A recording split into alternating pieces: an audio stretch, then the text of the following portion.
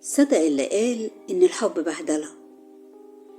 اوعى تفكر إن قلبك لما ينكسر من حبيبك هو ده البهدلة، لا خالص، ده ولا حاجة.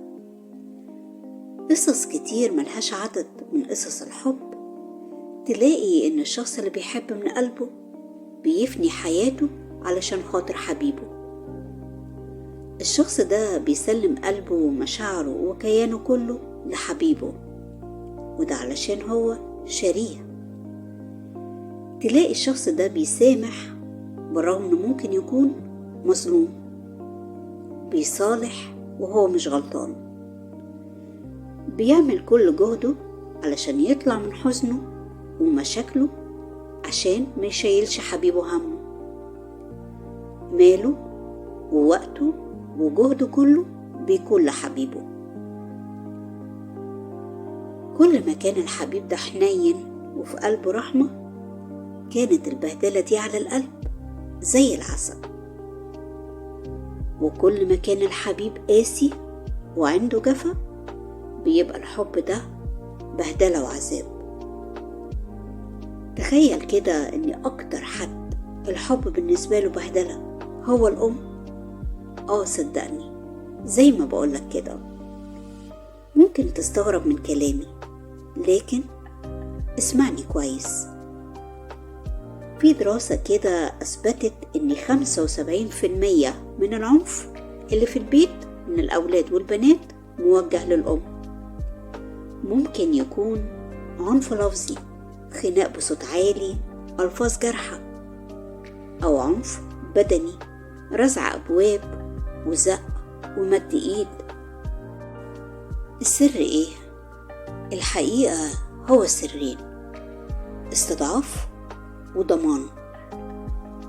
انت بتكون عارف ان اخر حاجة ممكن اي ام تعملها هي شوية زعيق من غلبها بيوصل لشوية صراخ وبعدين تعيط، وده عنف انت بتعرف تتغلب عليه كويس بصوتك العالي ونظراتك القاسية وكلماتك الجارحة.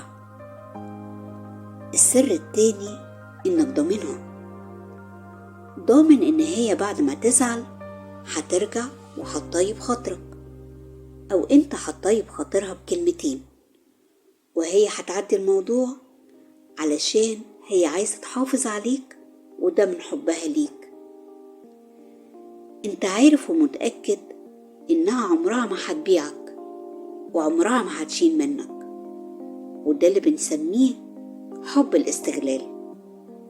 استغلال الحب اللي انت هتتحاسب عليه. تعرف ان الام عايزة منك حاجتين بس: عايزة جبر خاطر وتقدير على تعبها وحبها ليك، وعايزة السند اللي تتسند عليه في وقت تعبها، مش كتير عليها. ده ربنا وصانا وقال: أمك ثم أمك ثم أمك ثم أبوك. الجنة تحت أقدام الأمهات، وده مش كلامي، ده كلام الكتاب. لازم تعرف إنك لما تهين مامتك وتحاسبها وتعاقبها انت كده بتكون ابن عاق، والابن العاق دايما بيكون حزن أمه، وده بيكون صعب جدا على قلب أي أم.